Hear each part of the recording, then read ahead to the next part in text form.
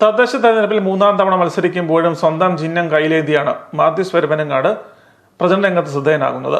എലിക്കുളം പഞ്ചായത്തിലെ 5-ാം വാർഡിലെ UDF സ്ഥാനാർത്ഥിയായ മാത്യൂസ് പെരുവനങ്ങാട് 2015 ആദ്യമായി മത്സരിച്ച് വിജയിച്ചപ്പോൾ ചിഹ്നം ബൾബായിരുന്നു.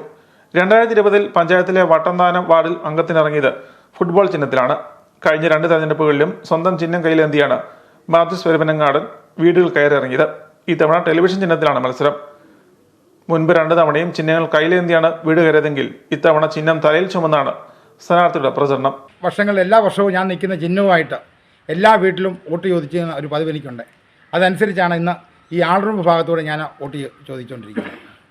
ഈ ആൾറൂം വിഭാഗത്തിൻ്റെ പ്രത്യേകതയുണ്ട്.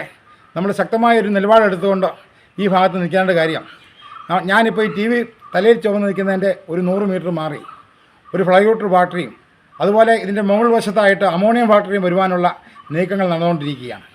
ഇതിനെതിരെ ആദ്യഘട്ടം തന്നെ ബഹുമാനപ്പെട്ട MLA മാണി സി കാപ്പൻ സാറിനൊപ്പം അതിശക്തമായ രീതിയിൽ ഇവിടുത്തെ UDF പ്രവർത്തകരായ ഞങ്ങളെല്ലാം ഒരുമിച്ച് നിൽക്കുകയാണ്. ഒരു കാരണവശാലും ഈ ഫാക്ടറികൾ ഇവിടെ വരുവാൻ ഞങ്ങൾ അനുവദിക്കില്ല. അതാണ് ഞങ്ങൾക്ക് ആദ്യമായിട്ട് തന്നെ ഇവിടെ പറയുവാൻ വേണ്ടിയുള്ളത്.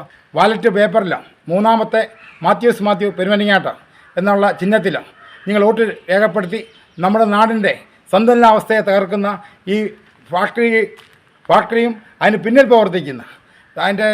പ്രവർത്തിക്കുന്ന നമ്മുടെ നാട്ടുകാരായ നമ്മുടെ ആൾക്കാർ തന്നെ അതിൻ്റെ പിന്നിലും ഉണ്ട് എന്നുള്ള കാര്യം എല്ലാവർക്കും അറിയാം.